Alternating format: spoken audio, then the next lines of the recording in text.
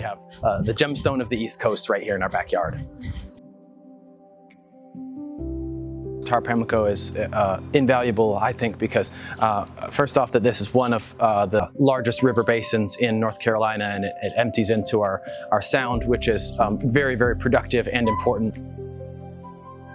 Most of our seafood in North Carolina spends some time of its life in the Pamlico Sound system, and so it's important for fisheries products and the livelihoods that a lot of these communities have. But also, our lives are inextricably linked to these systems. I think the fact that most citizens in North Carolina don't know the biodiversity and the amount of commercial fishing that comes through that basin.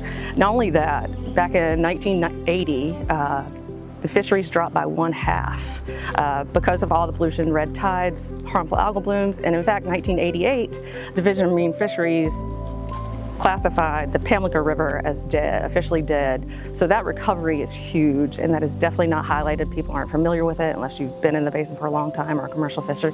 So the fact that that fishery and the resilience in that watershed has increased so much due to a lot of our agricultural best management practices implemented, as well as a lot of regulatory aspects to large businesses and wastewater treatment plant operators and that type of thing.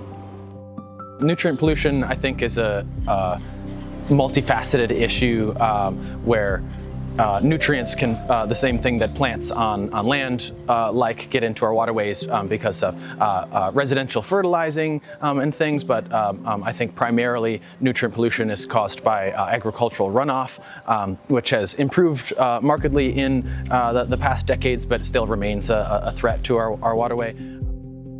Everybody says everything that's up must come down, just like in the watershed. Everything that is input into the water up here in the Piedmont of North Carolina is eventually going to flow down to that estuary, whether it be a huge storm event, whether it be sediment inputs, nitrogen, phosphorus from agricultural or industrial inputs, and all that leads to harmful algal blooms and just affects everything downstream.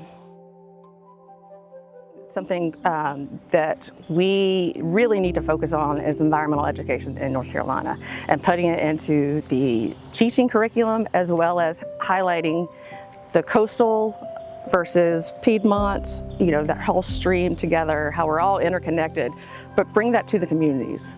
Allow the communities to know that, whether there's a community resilience group or an environmental group or just a Boy Scout group, Girl Scout group, somebody that's trying to do better, is to get that word out there, because a lot of that is just not available today.